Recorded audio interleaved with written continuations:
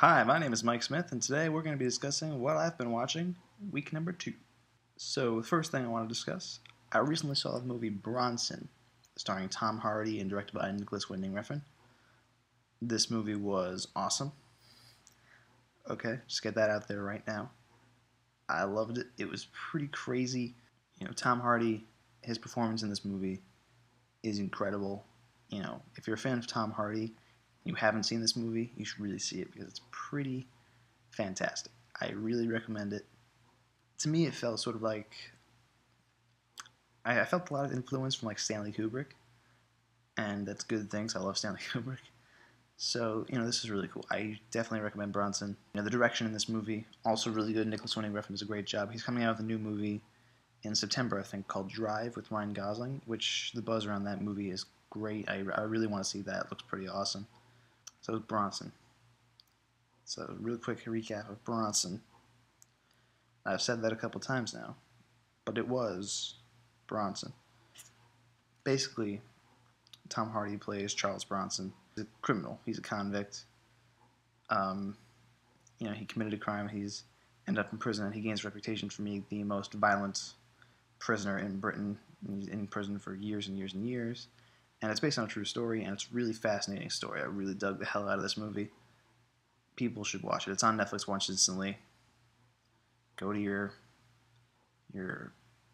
PlayStations and your game boxes and get on that, man, because it's pretty great. The second thing I wanted to talk about was a movie I watched this week called They Live. This movie came out in 1988, and it was directed by John Carpenter. Now, if you saw my last review, you know that I watched The Thing last week, which is also directed by John Carpenter. So I guess I'm kind of like on a John Carpenter binge, or maybe it's just coincidence that I happen to watch 2 John Carpenter movies. But I wanted to check this movie out for a while, and it was pretty good. I enjoyed this one. I also recommend it. The first half hour or so is a little slow. It's not really that interesting. But then the plot of the movie is that the main character, who I don't think they ever say his name in the movie, I think he's referred to as Nada in the credits, but basically the main plot of the movie is that he's a working man, and he gets these sunglasses, and he looks into the sunglasses and he can see the world for what it really is, and it's like being run by aliens and stuff. And it's really cool. It's a really cool concept. He's pretty badass in it. The guy, I forget his name, but the actor in this movie he was in The Thing also, and he happened to be my favorite character in The Thing. He played Charles in The Thing, and he happened to be my favorite character in this movie too. So I'm gonna look into his stuff because he seems like a really awesome actor. He's really cool. But yeah, I enjoyed this movie. I'd recommend it if you're a John Carpenter fan, if you're a fan of conspiracy theory movies. I will say it gets a little tedious at parts. I mean, the beginning I already mentioned, but then there's also this one really unnecessarily long fight scene between the main character Nada and Frank, the guy that Childs plays. Basically, Nada is trying to get Frank to put on the glasses so he can see the world for what it really is, but he doesn't want to put them on. And they fight for like 10 minutes for no reason. I don't know, it really doesn't advance the plot at all. I mean, it's kind of a well-staged fight, I guess, but it's just so... I think the reason it's in there is because the actor who plays Nada is Roddy Piper, the wrestler. So they wanted, to show off his wrestling skills or something. I don't know. It was really... Like, it was cool at first, but after a while it just became really tedious, and that was my takeaway from it. But I did enjoy the movie. It was pretty good. I'd recommend it. Okay, third thing I wanted to talk about. I saw the movie Night and Day with Tom Cruise and Cameron Diaz. I hated this movie. I mean, I didn't want to see this movie. It just happened that, my family was watching it, and I had nothing else to do that night, so I ended up watching Night and Day. And man, I mean, it's bad. I will say, the action is fairly well staged. There are some kind of cool action set pieces, but you have to drag through annoying characters. Cameron Diaz is so annoying, and I don't mean just this movie. I mean, she's annoying in most of her movies. I'm not gonna say she's annoying in every movie because I do like her in like Being John Malkovich. She's good in that. You know, that's a great movie, Being John Malkovich. Um, she's fine in The Mask. I remember her being in The Mask. Right? You know, she's a fine actress, but I don't know. A lot of the roles she chooses are so annoying, and it gets on you, man. She's like this insatiable anger. I mean, recently she was in a Bad Teacher. Terrible movie. I hated it. I hated Bad Teacher. Don't go see Bad Teacher. It's worse than Night and Day. Get back to Night and Day. This movie sucks, man. I mean, it gets by a little bit on the action being decently staged and Tom Cruise being kind of likable, but I don't know. Overall, it's just it seemed kind of pointless to me. But that's me. I mean, really, just Tom Cruise and Cameron Diaz had no chemistry together. The direction was it was fine. James Mangold directed this movie, and he also directed like 3:10 to Yuma, which I haven't seen, but I've heard it's actually really good. And Walk the Line, which is I've seen, it's very good, but not really because of his direction, I would say. And I know he's going to be directing the new Wolverine movie, taking over for Darren Aronofsky, which he's no Darren Aronofsky, let me tell you. He's no Darren Aronofsky. So, yeah. I do not recommend Night and Day. Really hated it. Fourth thing I wanted to talk about. I watched Children of Men this past week. Very good. Very, very good. I mean, it's directed by Alfonso Cuarón, the director of the third Harry Potter movie, which is, in my opinion, the best Harry Potter movie. And it's very good. It's a really cool concept. Technically amazing, and the cinematography for this movie outstanding. If I'm sure most people probably, and most of the fans have seen this movie, but I finally just got around to it. Basically, it's about this guy in this future dystopian Britain, like in 2027, where mankind has lost the ability to reproduce.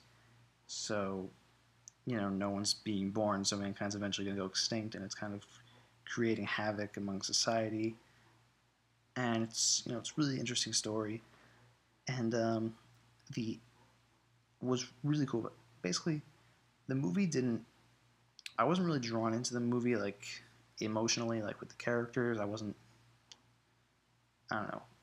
It was interesting, but I wasn't totally sucked in story-wise. But the technical aspects of this movie are really cool. They have a bunch of scenes where it looks like it's all done in like one take, which if you've watched a couple of my other videos, you know I really like those. Especially, my favorite scene was when they're like driving the car and there's like an ambush, and the camera's like moving all over the place, but it never cuts, and it's just so cool. Really cool scene. I mean, it's a very cool movie. I recommend that too. The last thing I wanted to talk about, fifth and final thing. I rewatched the entire first season of Community, which put some background. I absolutely love this show. I've been watching it since it first aired, you know, since that pilot first aired on NBC in September 2009, and I've been hooked ever since. It's just a really great show. So recently, I bought the first season on DVD. It was on sale at Best Buy, because I'm a smart shopper. And I rewatched the entire first season in like 4 days. It's just so good, man. I mean, if you're not watching this show, you really should. It's a show made for movie geeks, people who watch a lot of movies or like TV. There's pop culture references galore. You know, absolutely incredible program. I maintain that the episode Modern Warfare, which is the paintball episode from the first season, that is one of the best half hours of television that I have ever seen in my entire life. That's up there with like Homer's Enemy from The Simpsons, any given episode of Arrested Development. I mean, there's a couple select ones, but off the top of my head, I just have to name all of them. It's fantastic. I mean, that whole season is great. I know a lot of people thought like it's kind of found its footing like halfway through. I agree that it didn't start off as good as it did at like the first like 3 episodes maybe, but I think like once it gets to like episode 4, it knows what it's doing and it kind of just I think it gets its footing really quickly, and it's just so good, man, so good. I mean, there's so many terrific homages and parodies, and the characters are so great and likable, and they interact like really cool. It's a really fun interaction. The dialogue is so good. Everybody should watch this show. I can't understand why they don't, because this show doesn't get great ratings, and I'm so glad that NBC decided to renew the show for a 3rd season. You don't even know. You don't even know how glad I am. So glad. That's how glad I am. It's one of my favorite shows on TV right now. Definitely recommend picking up the 1st season if you haven't seen it. Or, I mean, if you don't care about, knowing the characters previously, you can just watch it. Just start. I think the season premiere is like September 22nd, something around there. Some Thursday in September. Along with The Office and Parks and Recreation, which are also great shows. And I know 30 Rock is also a show that I love, but it's not coming back until like mid-season this year because Tina Fey was pregnant or whatever. So, in any case, Community, watch it. Okay, so to recap, first thing was Bronson. Highly recommend. I think that was probably my favorite out of the movies that I watched this week. Number 2 was the second movie? They Live, which was also very good. I recommend that. 3rd movie, Night and Day, with Tom Cruise and Cameron Diaz. Do not watch that movie. It's pretty bad. And then the 4th movie was Children of Men, directed by Alfonso Cuarón, starring Clive Owen, Julianne Moore, Michael Caine. Very good, very technically good. Not so much like, doesn't really suck me in, but I very much enjoyed watching the technical aspects of this movie. And then finally, Community. Watch it. It's incredible. It's doing things that sitcoms, generally don't do, and it's doing it really well. And I love it so much. All right, that brings me to the end of the What I've Been Watching segment. I know I've been saying I'm going to see Attack the Block for a long time now, and I'm definitely seeing it this Tuesday. It's happening, man. It's going down. I might be seeing Another Earth in the next couple days. Hopefully I can do that. And then that should be about it. Who knows? Maybe I'll see Final Destination 5 Fright Night. If I do, I'll probably do a video, but if I don't, who cares? You guys aren't watching this. Come on. It's a long video, and you guys got lives. I'm not going to bother you with my things. You guys can go on ahead and live your life. Stop watching my videos. Oh, don't stop watching my videos, because I need subscribers, man. Which reminds me, subscribe if you wish. You can also comment if you want to discuss Bronson, They Live, Night and Day, Children of Men, or Community. And yeah, that's basically it. So yeah, I already said so yeah, but I'm saying it again. So yeah. I'm Mike Smith. Have a good day.